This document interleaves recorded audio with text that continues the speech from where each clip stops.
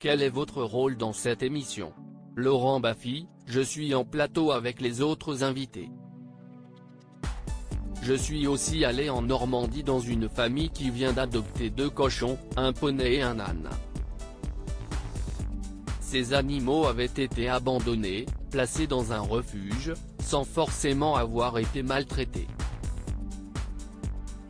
Si est-il formidable de voir la joie de cette famille et surréaliste de voir débarquer tous ces animaux. Étiez-vous un petit garçon de la campagne? Non.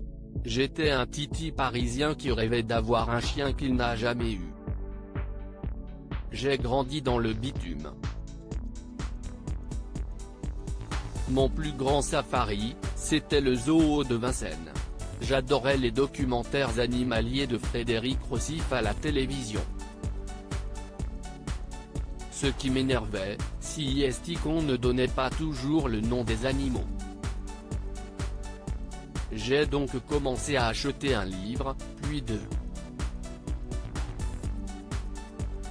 En étudiant la zoologie, on s'intéresse au grec, au latin, à l'histoire, à la botanique, à la climatologie.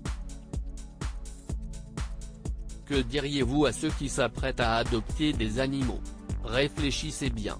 Les gens font parfois n'importe quoi, on voit des huskies en appartement.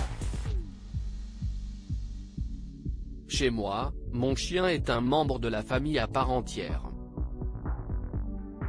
Je ne renie pas mes proches mais, en fond d'écran, j'ai quand même remplacé la photo de ma famille par celle de mon chien. Boum, si est une explosion d'amour. Le Parlement a décidé de mettre fin à l'exploitation des animaux dans les cirques dès 2028 et dans les delphinariums dès 2026. Saluez-vous ce progrès? Oui bien sûr, il faut juste réinventer le cirque sans animaux. Quant au delphinarium, ils devront fabriquer de faux animaux. Vous êtes en tournée avec votre one-man show. Laurent Baffy se pose des questions. Parlez-vous des animaux sur scène? Oui. Je me demande par exemple si les ours peuvent être bipolaires, ou si le mille-pattes peut avoir de l'arthrose. Je me suis inspiré de mon livre 500 questions que personne ne se pose, j'y ai ajouté des sketchs et des improvisations. Sur quoi travaillez-vous? J'ai publié en octobre le guide de la repartie, Kéro.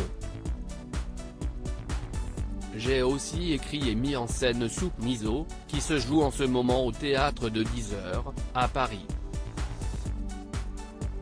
Si est une pièce féministe avec 3 comédiennes qui égrènent l'historique de la misogynie.